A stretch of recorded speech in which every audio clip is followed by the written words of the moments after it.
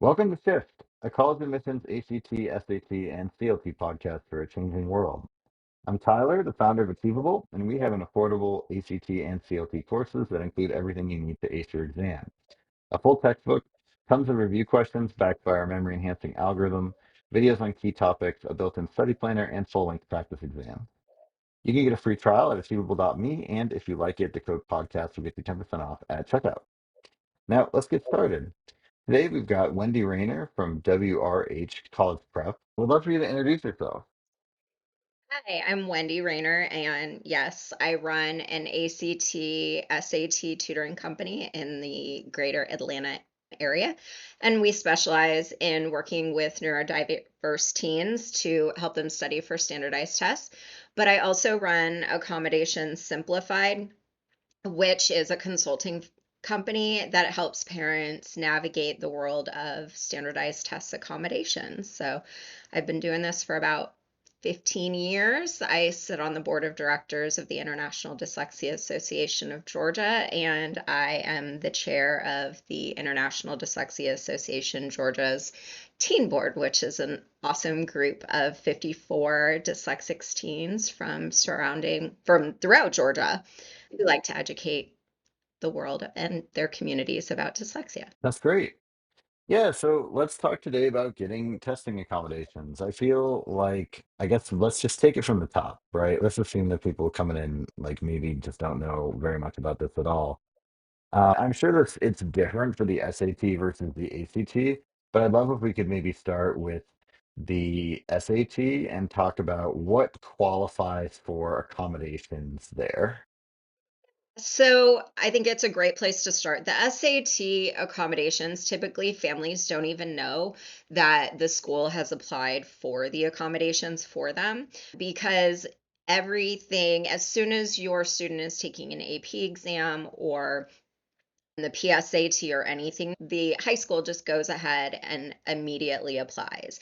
And so if your child is on a 504 or an IEP, or if they're at a private school and they have accommodations, that process is pretty seamless. The SAT or College Board doesn't ask for a whole lot of information.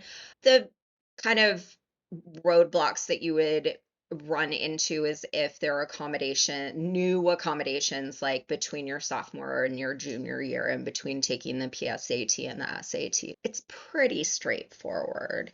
Like I said, the hardest is if you are coming in with a new accommodation after either an AP test or a PSAT or something has been taken. Yeah, so I guess that's my first question then, because it sounds like the high schools take care of it, but they're not just going to apply for everyone. So I feel like there must already be a documented need that high school knows about. Yes, there is the child has to be on a 504, an IEP, or some sort of accommodations plan for the school to put in an application. Mhm. They're not just going to apply for everybody on campus, neurodiverse or neurotypical. It's just a matter of if there is a document in place that the student is requiring accommodations, then yes, they will automatically put it in with very little input from the parents. Mhm. Yeah, and I assume then that the ACT probably respects all the same ones of those like types of accommodations that the SAT does, like the official ones. So the ACT is actually a lot more liberal with the type of accommodations that they give. And that's really and there's two major differences.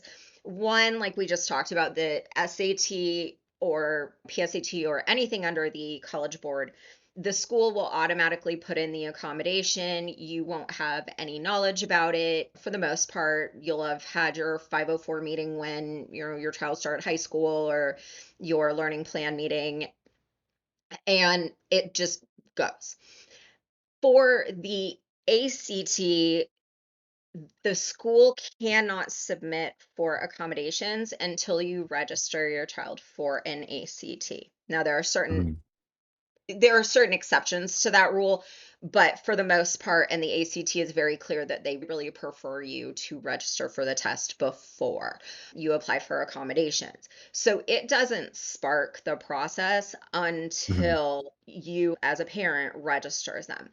Once that happens, because obviously that's not happening most of the time until your junior year or so, there are a lot of different things that could have happened. So your child could have just gotten accommodations the summer before junior year.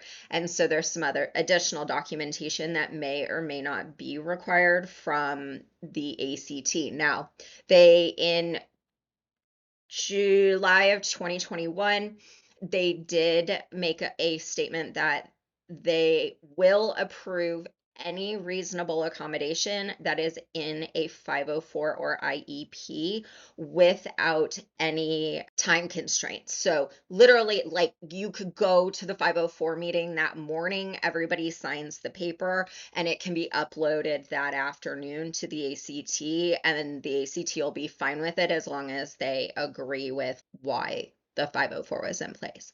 So there is no waiting period, and that's one of the big rumors Mhm. that's flying out there, that it has to be in place for 4 months or 12 months or something like that. And when you hear that from a counselor, it's because one of the things that the counselor needs to do when filling out the ACT accommodations application is there is a checkbox that they have to say that says, oh, this child has had accommodations for 12 months. And prior to 2020, when the old director was in place, they did want to see 12 months. Mhm. And so there were a lot of immediate denials because that box was checked. But as of July 2021, all that checkbox is doing is sending it down a slightly different path for approval. They're going to read it in a little bit more detail. It is not an immediate denial. So a lot of times, if you're getting feedback from the counselor saying, oh, this hasn't been in place for 12 months, it's because of that one question and them not being totally up to date on the new changes in policy. Yeah, so that all makes a lot of sense. And I think what I want to do now is I want to go backwards. So, you know, the short answer is if you have these designations, then it should be pretty straightforward for you to get accommodation from the SAT and ACT. But now I want to go a step back and say, how do you get these designations? Okay. And so I think that would, and even a step before that, which I'm already thinking of, which I should just tell you in case you want to do it in that order, is like, how do you start to think that you might actually want to get these designations, right? What are the behaviors in your child that make them not just a teen or preteen, but like somebody that maybe actually is going to need these designations? So I'd love to walk through that. Kind of a loaded question, but Yeah. I think a lot of times I can talk about my own story because I was diagnosed in third grade back when I was the only person in my entire elementary school that was dyslexic. Nobody knew what it Mm, was, and my parents were thankfully diligent. There are studies that, for the most part, dyslexia is a genetic condition. So, one of the parents or siblings or something will also likely show small signs of those kinds of things. Now, it can lessen or it could be worse, better than parents or siblings, just based on things. But more and more studies are coming out saying that there are instances. So, if you do have a parent, and I'm talking about dyslexia because that's the easiest one right now for me to put a personal story behind, mhm. but a lot of times when it comes to these things, you will recognize it as an adult, kind of as you start doing a little bit of research and seeing these things pop up. You have to trust your gut on that a little bit. When your child, I mean, everybody has, all the kids don't hold their pencils really well because we don't have handwriting classes anymore. So that's not really an indicator, but if they're still flipping their letters and they're in third grade, probably a red flag. If your child is reading below grade level, is that really a red flag right now? I don't know, because we have the University of California, San Diego report showing that it's just a problem in our educational system right now. But if you are trying to remediate it and you're not seeing improvements, it's things to start looking at.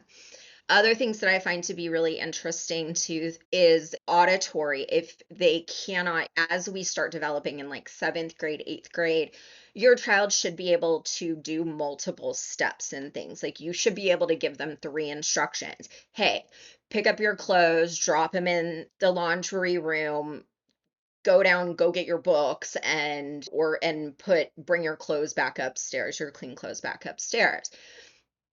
If they can't do those, we might start seeing some working memory or executive functioning type of issues. And then, of course, as families, you see the ADHD. And I think one of the most interesting things that we're all talking about right now, the instances of working memory being masked by ADHD. And so the working memory deficiencies aren't really being identified until like high school. And when I talk about working memory, it's the kind of thing of if I give you a bunch of numbers, a phone number, Mhm. how many of those numbers can you in that phone number can you recall, and can you recall them in the right order? Strong working memory, you can rattle back the whole phone number. Weaker, you might rattle back the first three numbers and they might not be in order. So that's what we're talking about with working memory. And so when they're earlier, you can see how that could be a little bit of ADHD, or oh, he's just not paying attention, or she's just not paying attention. But when we start dealing with multiple step math problems, it starts to become a lot more apparent. But the first step is always to talk to your pediatrician about your concerns, Mhm. and really just building that rapport with your pediatrician. And at a certain point, your pediatrician may or may not recommend that you go and invest in some neuropsych evaluation or auditory tests and things like that for auditory processing, which is a new kind of thing that the DSM is looking at.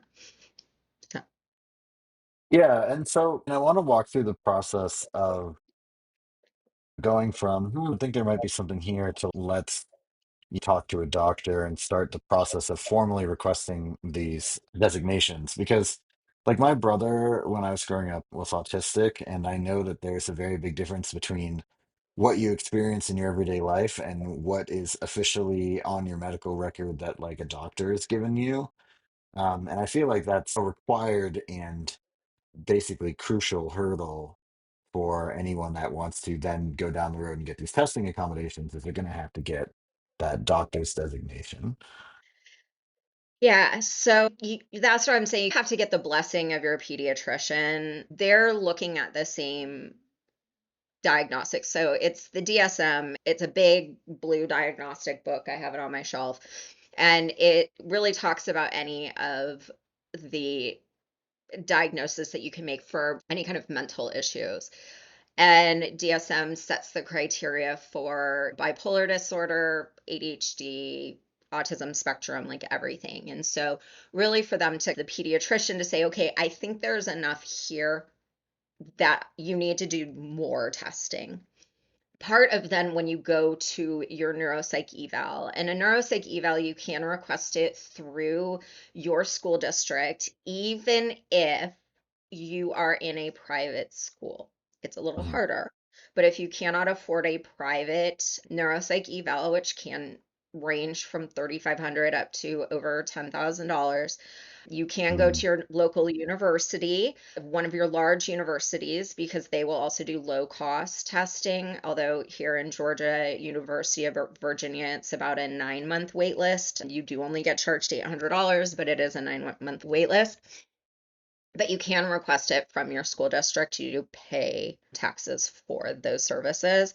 But then you go and get a neuropsych eval one way or another. And that really digs into the who, what, where, when, how of what is being impacted, right? So Tyler, you get it. Like you have autism is a spectrum, and Mhm. you can throw out and be like, okay, you're autistic. No, there's a spectrum to it. There's strengths and weaknesses, and that's what a neuropsych eval really looks at is your coping mechanisms, what's strong, and what they're looking for in that kind of really deep dive is they're looking for your discrepancies in performance.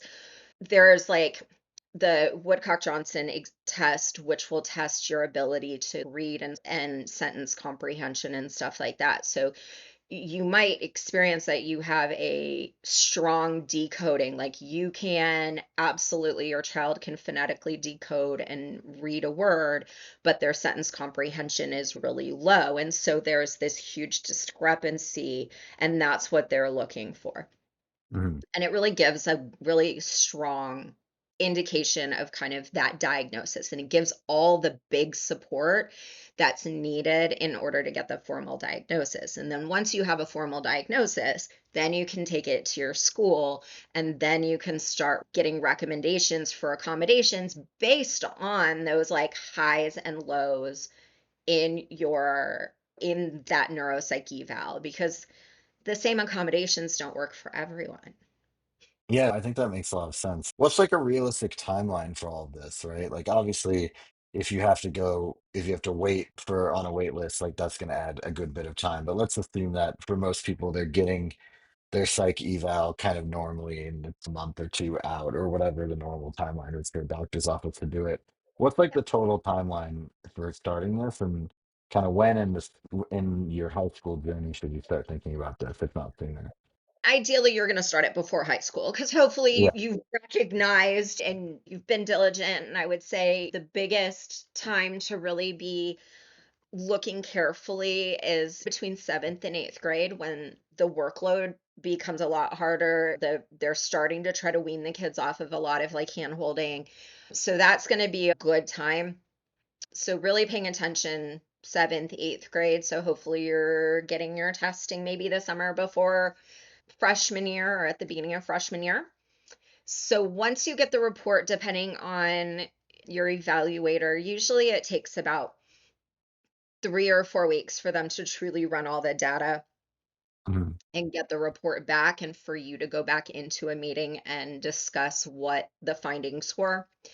It also takes quite a while for you as a family to prep for the neuropsych testing, because it's not just your child that is being asked to be evaluated. You are going to have to really present a history of struggle.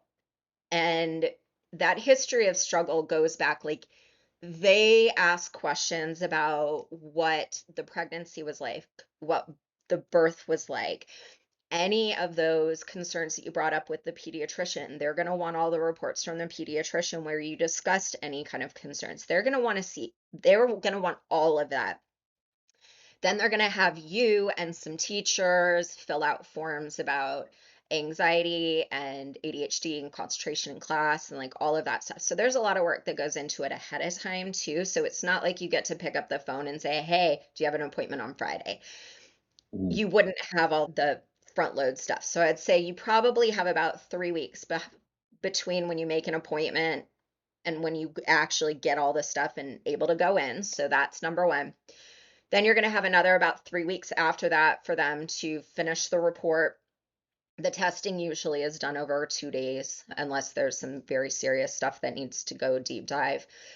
So 3 weeks. So that's about 6 weeks from the beginning of the process. Once that is in place, then in a public school, to try to get a 504 and IEP meeting can be quite aggressive. It could Mhm. take quite a while to get all the right people in the room. Mhm. So that could take a week if you're in a really diligent school. It could take 6 months if you are in an under-resourced district. Once you have that meeting, a lot of times what they will do is the district will want to do their own additional remediation kind of evaluations. So, like in the state of Georgia, they just passed like a dyslexia screening that they're going to want to do as well and look at that. So, usually they'll put like a 3 month, like, look kind of review part before they'll officially make the 504. Now, obviously, if it's a much more extreme case, if it is absolutely autism spectrum, if it is like severely some of the other things, that gap where the school might want to do their own evaluations may disappear. All in all, it's not a short process. I would say if all Mm. goes really well, 3 months, and if things aren't, a year. Which is why you want to be doing it way before you're ever worried about like SAT or ACT testing accommodations. Really, like it 100%. it almost feels, yeah, you should be doing it anyway based on the child way beforehand. Yeah. I think that makes a lot of sense. Let's talk now just about that whole like spectrum of things and the process and things like that. And one of the things I wanted to ask first is just what are like the most common types of things that get you these accommodations like nowadays, and you just like things that parents should be like thinking about, right? So I'm assuming ADHD is probably on that list, or Oh, yeah. dyslexia. ADHD is probably the most common diagnosis. Then the dyslexia diagnosis is pretty high. They just announced in October a new definition and classification of what is dyslexia. It's been met with a little bit of skepticism, so we're still working that out a little bit. It hasn't Mhm. been officially put into the DSM, but possibly when DSM-6 comes out, the new edition, it might integrate some of that. So they are saying that it's because dyslexia is like the autism spectrum, like it's a spectrum of different things and different ways that it presents, Mhm. that there is varying degrees. It's not just mild, mediate, bad kind of thing. So that is definitely one that's coming up. Now, I think a lot of people hear and talk when they do have these neuropsych evals. There's a lot Mhm. of conversation about processing speed, and there is a lot of conversation about working memory.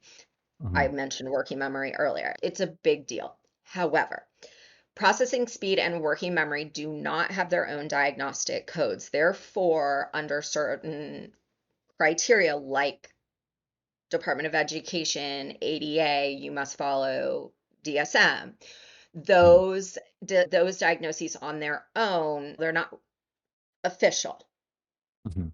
So it's difficult, even though I think comorbidity wise, you're going to see that a ton. Like the tests, you're going to see processing speed be really low pretty often. Other things I see a lot, especially right now, is a lot of people don't realize that anxiety does warrant accommodations in both a classroom and standardized test scenario. So that is a huge one. I know one of the high schools, high schools here, even has a quiet anxiety room for students to go to when they're feeling overwhelmed. So I think those three are the ones I see most often, to be honest. Is anxiety something that like you get diagnosed with by a pediatrician now? It is. I think it's a stronger diagnosis when it's in coordination with kind of a mental health expert. So anybody basically, I think at this point in time, all of us have anxiety for some reason. But to get the real true clinical diagnosis for generalized anxiety disorder, you really want to make sure that you're pursuing a secondary diagnosis from a mental health professional. Got it. Yeah, and I guess that brings like a good next question, which is like, what are like the key tips that you have for people that are trying to get one of these three different diagnoses or just go through this process in general? I feel like there's a lot of things that if you do it the first time, you're like, oh yeah, like that was something that it's obvious in retrospect. But a lot of people, they're only going to do it once. I don't know, that's a difficult question to answer. If you feel like your child has some sort of learning issue, yes, you need to pursue, but then at the same time, also have to understand that not everything warrants a diagnosis. Yeah. And what I see a lot under my consulting side of the business when people come to me asking me why accommodations on the standardized test get denied, a lot of times it's because, yes, maybe your child's processing speed is a little bit low, or maybe their sentence comprehension is a little bit low. A little bit low does not mean severely affected. Your Hmm. life, in order to qualify for accommodations under the ADA, under or Section 504 or the IDEAS Act, it must significantly impact your life in an education setting. So, your child reading slow, that doesn't necessarily mean that they immediately require accommodations, that there is a significant impact. Maybe they just need a little bit of reading coaching. But having dyslexia as the reason why they can't decode, that's a different thing. So it's a difficult question for me to answer in that a lot of where I have to be the bearer of bad news a lot of the Hmm. time, saying you spent $10,000 on a report and there really isn't a diagnosis here. Like, Hmm. Good news, yeah, your child is fine. They just need yeah. to work Like, harder. I get it. Yes, their processing is a little slow. Yes, I get it. They're a great kid. Like, there's nothing, but there isn't, not everybody gets an A. Yeah, It goes to grade inflation. Like, I'm still like, your kid is awesome and they have incredible coping mechanisms, but they're just a slow reader. So rather than pursuing lawyers to try to get you an accommodation, why don't invest in reading tutoring and interventions and stuff like that? right. Yeah, and I guess that is like a good place to take this next is just when your request gets denied, first is just like, how can you tell whether it's worth following up and trying again? And then second is what are the things that you can do to improve your chances on the second time? So everybody and every district, there's always going to be a private advocate that knows the school district really well. And so if you have all the reporting and you feel it got denied for the wrong reasons, the best thing to do is go to an advocate. I am not an advocate for the school districts. I'm an advocate for College Board and ACT because I know their process is probably better than anyone in the United States. And so I know exactly when I look at a report, I'm like, okay, that's where they're coming from. Okay, we either the information's here and we need to package it differently, or in order for this to go through, we need additional testing or additional information. So there are people in every district that know everybody in the district really well. So I would say my first stop would be to have a conversation with them, send them over the paperwork if you're looking for help with a 504 IEP. If you're in a private school, advocates won't necessarily help you because the private schools, as long as they don't accept federal money, are not beholden to the IDEAS Act and the 504. So they are not required by law to follow any of that other than it's a public building. So they have to make it physically acceptable or accessible. The best thing to do is not go into the school guns blazing, but trying to sit down and have a conversation with them about what's happening. I will say I know many private school counselors, and if you lawyer up right away, it's not going to go well. Go in from a place of understanding, not a place of confrontation. Yeah. Yeah, I think that makes a lot of sense. And I feel like really just you like I think that there's a subset of people that, whether they're well intentioned or not, want their child to get these testing accommodations as an advantage, which is why the whole process has to be like a little bit guarded, right? So you need to have that. You need to be sympathetic to that if you're on the edge and coming in and it's hard because it's your kid and you are emotional about it, but at the same time there's probably a lot of people who have either tried or even succeeded at, for lack of a better word, like buying their way into these accommodations as an advantage. So Yeah. yeah. And unfortunately, I see that and it ruins those of us who actually need the accommodations when I see it. And it's hard. I will say it's a much harder to get the accommodations without the actual need in a public school environment because they do have to adhere to federal law.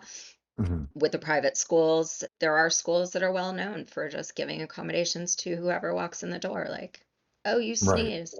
You must need extended time. Like, here you go. Exactly. And that's important to you. You might even think about that when you're looking at high schools, as crazy as that sounds, but And I will put a caveat on that for standardized tests. College Board and ACT do not play that game. They right. know what schools are giving accommodations without proper support, and you may be getting it in school, but the ACT and College Board are protected under Section 309 of the Americans with Disability Act. And so they do not have to give any accommodation, even if it's in a 504 IEP that they do not feel is required to perform well on the exam they wrote. Hmm. So they're protected. Barking up the 504 tree is not, it doesn't apply to College Board and ACT. So don't be surprised if you do make the choice to go to a school where everybody gets accommodations and doesn't have the documentation that you don't get approved for College Board or ACT or Yeah, LSAT or right. Like any of the above. yeah, and it Um, actually extends to even like the national welding exam to get us to be a certified welder or plumber. That Section 309 covers all of those exams.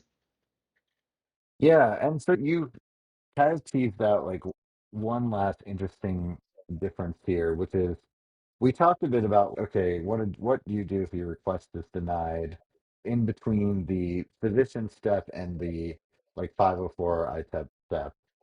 But what about if you have that 504 ITEP and like regardless, let's say you're at a normal school, you're not at one of these schools that does all of these like sort of accommodations, but you get denied by the College Board or ACT instead. But you have the documentation, you have the official designation. Like what do you do then? Number one, you go to Amazon and you get my book because then it'll walk you through step by step. Right. It's the Shameless only plug. book there. It's called Accommodations Simplified. But typically, what happens is if you're denied, there typically the most common thing that's missing is the history of struggle. Again, you Hmm. have to have that history to show the school when you apply for the 504. You have to have that history when you get your neuropsych. But for some reason, it's not complete in their eyes. They're not seeing, like, why did this come up? Like, why is this a significant struggle in your child's life? It's Hmm. not proved enough in that kind of situation. And it could be as easy as a parent listing out all of the interventions they've done, all of the OG reading tutors, all of the things, all the speech and occupational therapist appointments that outside of school they don't know is going on. So it could be as easy as that. It could be much more difficult. I've had some recently, or I had one recently where the ACT just didn't agree with the statistics the school board used to allow the 504 to be placed in the first place. And so the evaluators, because they're professionals, they're not just customer service people that are in the Hmm. accommodations department. They are true licensed professionals that are reviewing this. And Hmm. so I had an instance where somebody wanted to appeal, and I got the data that was behind the 504, and I was like, yeah, this doesn't hit the criteria of a DSM diagnosis. So under Section 309, the ACT has every right to say, no, we disagree with the diagnosis because we don't believe that's a reasonable accommodation on our test. So that was on the flip side. Now, out of 15 years of doing that, I think they've disagreed with a 504 like twice that I know of. It's not common, but typically it comes down to history of struggle. Or if a lot of times the schools just upload the most recent 504 update and not the entire file. It's stupid stuff like that. But also, it does sound like this is something that you needed to have been actively working on for a long time and actually have a legitimate concern about since before you were thinking about their SAT score. That's, I think, the unifying thing behind all of this. If it was 3 months ago, you suddenly got dyslexia or anxiety, like maybe you did, but like also it's a lot less believable. And that's it. And what happens all the time, I have parents, and those are the most common cases that I work on, is they truly did get a diagnosis before their junior year. And for a myriad of reasons, it wasn't picked up on. I had one family that the three older siblings all were special needs and needed full-time care. And so the younger one just, he was doing his homework, like, and it Right. didn't. And again, that history became really important on telling the story. Like, why didn't this red flag until now? And he got approved. It was just explaining the situation on why did the diagnosis get so late. So don't think it's impossible. It's going to take a little more legwork. Yeah. Yeah, and as we wrap up here, is there anything that we haven't talked about yet that you feel like, you want to make sure we mention? I think I just want to go back to, it's not, you really have to come at it almost from a lawyerly mindset and take the emotion out of the accommodations process. We want to, at the end of the day, you're trying to help your kid, and you have to realize that it needs to be fair and consistent. And the best way to do that is really put on your lawyer hat, your business hat, and take out the emotion and really look at the data. And that will help you lower the stress as a family and Hmm. really be able to understand the process a little bit more and really garner the support and the help from the professionals and the counselors at school around you to really figure out what's causing, because sometimes you are absolutely right. I had one that everything in the neuropsych was normal, but there was clearly something going on. And so we had to keep digging. And it turned out that there was like a whole other thing that was an auditory, there was a hearing loss that nobody really understood. We're not here to hate on anybody, but really the more passionate and the more understanding and the kind of the calmer and the more clinical you are with your point of view, the better and easier the process is going to be for you. Yeah. Thank you so much. This has been Shift, College Admissions Podcast for a Changing World, with Tyler from Achievable and Wendy Raynor from WRH College Prep. And also, you can find her book on Amazon, Accommodations Simplified.